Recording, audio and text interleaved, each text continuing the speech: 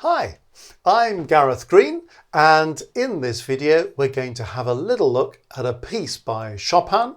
It's his Nocturne in G minor, opus 37 number 1, and we're going to think about this question: how does Chopin create emotion in his music? And we're just going to use this as an example. It's quite a famous nocturne that many people want to play. Lovely piece actually, but I just want to look at it from a kind of analytical point of view, but through this window of what are the musical things going on here that create some of the emotion of the music. So just to give you a flavour, this is how this piece begins.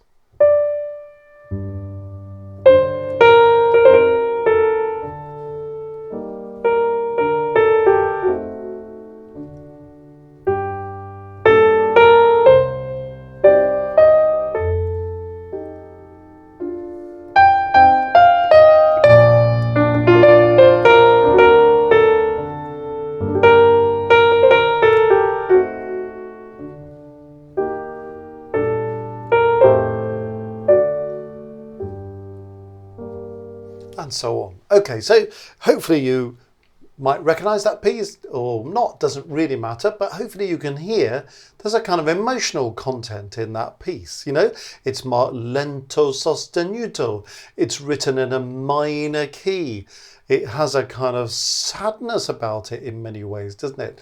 But it has a kind of musical tension that sometimes grows and sometimes relaxes. So let's have a little think about what Chopin is up to in this piece. And it's interesting, hopefully, from the point of view of thinking, actually, what are the musical things that you do to generate emotional response? And also, if you're playing a piece, well, what have you got to look at? What have you got to spot that helps you to see what the musical devices are that are going to connect emotionally?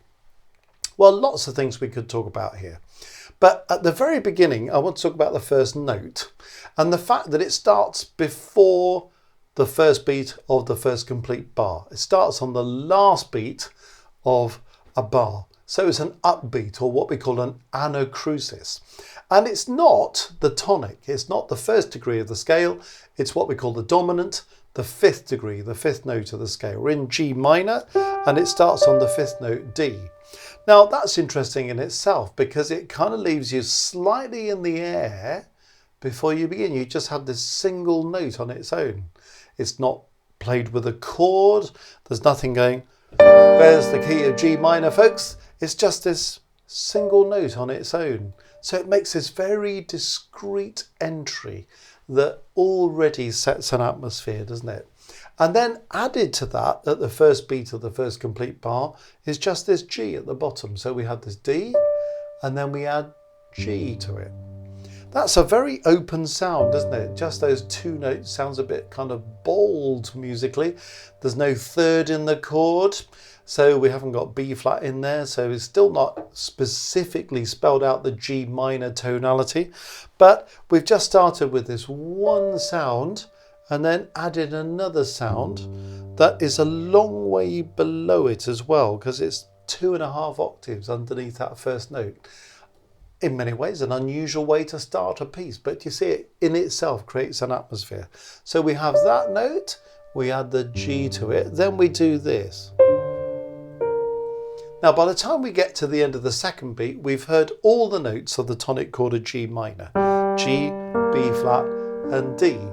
So we've now got an idea about the key of G minor, but you see it wasn't kind of explicitly stated at the beginning, it's kind of emerged. It's dawned on us that that's what it is. And there's already a little bit of musical tension being added on the second beat of that first complete bar, because we had that D, and then we had a C, which is an accented passing note going on to a harmony note, which is that B flat. So that C has a little bit of tension that resolves onto the B flat. So you can see how Chopin is beginning to build in this emotional content. Then we have this lovely moment. I love this moment. So what's going on there? Because this chord is a diminished seventh chord in the key of G minor.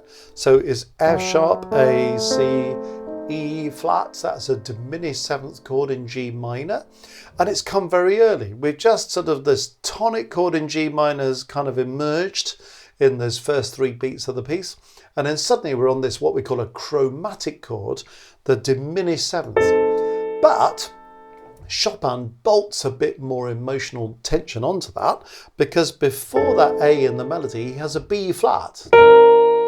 And that B flat's quite powerful, isn't it? It's an appoggiatura, a leaning note. The B flat's dissonant with the diminished 7th, doesn't belong to the chord, and then it resolves into a note that does. And then just to add on to that, he puts this little decoration in front of it, this little turn figure. So it's a real kind of build up of stuff. So you see what he's done there. Then he just goes and has this thing in the left hand, those 2 Ds, those 2 dominant notes. And then we have an unusual chord. It's an E flat major chord. Well, in G minor that's called 6B. Not the chord we're particularly expecting after that. I have to say, you might expect to go back to a tonic chord, but that's a little bit loaded. And then we're going back to that D again. And then he comes to another diminished 7th before coming back to the D. So you notice this left hand is going something D, something D, something D, something D. That's building up a bit of tension, those repeated dominant notes, so that when we go to the next bar, we feel that tonic G at the bottom. It's a kind of resolution of some of that build up. But we've had this diminished 7th chord presented in 2 different ways, in the first complete bar and in the second complete bar. So you see there are things happening there, aren't there? In the harmony, in the design of the melody, in the decoration of the melody, that are generating emotion. We go on to the 3rd bar. We start with a tonic of G, no chord, just those 2 tonics. And then we have the chord. And again in the melody, that A is an accented passing note. So instead of just going straight from here to there, that accented passing note is emotionally telling. Then we go on to 2 Cs. So it's interesting how we've sometimes got these really complete chords, and sometimes we've got this just kind of couple of notes, just the same note, an octave or a few octaves apart. The chord then becomes more obvious later. So the 2 Cs, and then we have a C minor chord, so the harmony becomes clearer and warmer. And again, the melody using an accented passing note. Notice how many of these accented passing notes we've heard in just the first few bars. Most passing notes are unaccented in music, they come between the beats, but if you want to make a passing note really telling, then you make it an accented passing note. Chopin's doing that very consciously. Now, he's already changing key, so we're in this sort of sadness of this G minor with the added tension of the diminished 7ths and the added tension of the accented passing notes. But here we go to this chord of C minor, which is chord 4 in G minor, but it's also chord 2 in B flat major, the relative major. So we then go on to chord 5 in B flat major, and we feel this little switch in the mood between the minor and the major. Suddenly there's something a bit more optimistic in the emotion of the piece, going into relative major. But then he does this in the left hand, and you think, ooh, what's that doing there? Well, we thought we were listening to a chord of F major, chord 5 in B flat major, which we are, but these 2 notes in the left hand, the E flat and the G, the E flat's the 7th, the G is the 9th. Now that's a lovely, rich, warm chord, isn't it? So don't just think, oh, I'm just going to play these 2 notes in the left hand. You're taking the absolute essentials of this chord 5, and then you're really adding richness and warmth to it by adding the 7th and the 9th. And then we have a big leap up in the melody from A to G. That's emotionally really loaded, isn't it? And then again we get this G that doesn't quite belong to the chord, or if you like is the 9th of the chord, coming to harmony notes there. And then we get the tonic chord of B flat major. So, and he marks it forte, and it's a kind of big resolution into the relative major. And then we have a lot of activity with this ornamentation in the right hand. And then more there. So you see what's happening there. So this is a decorated tonic chord of B flat major, but then we have this lovely moment. Now what's going on there? That is a 5-7 in G minor. So having got to B flat major, he pulls us straight back to G minor.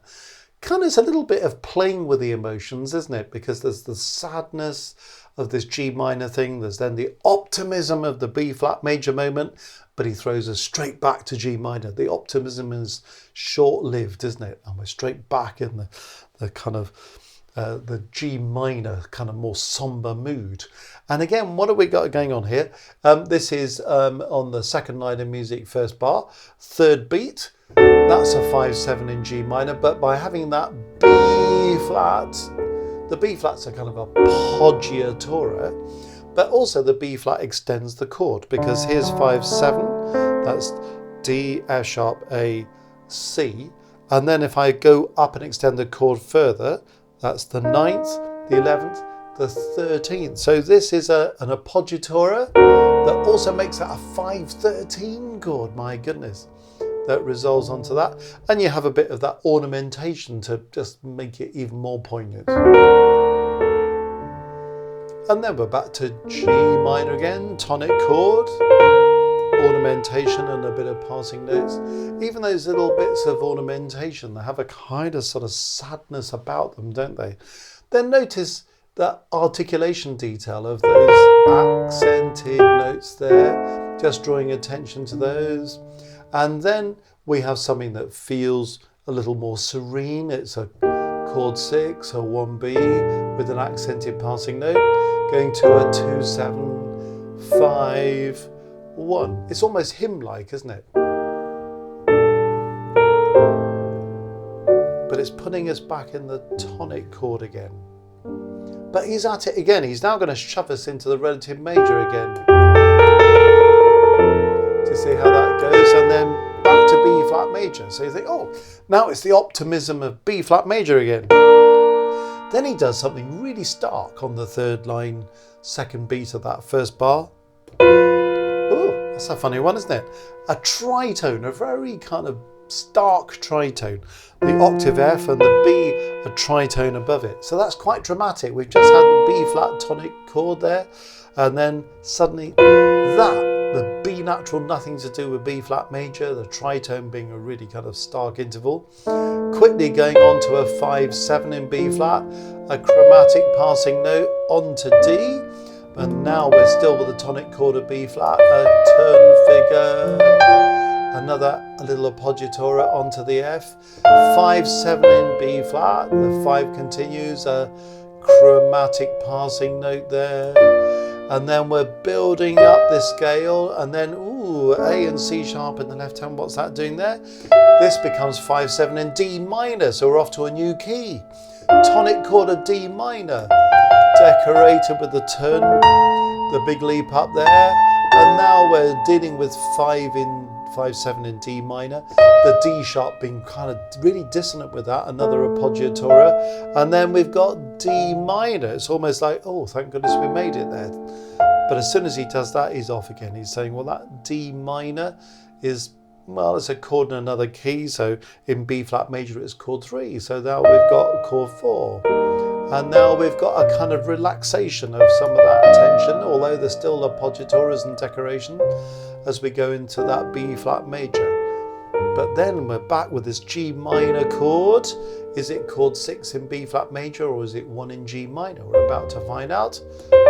And then that decoration that takes us to 2 Ds with a third D added in.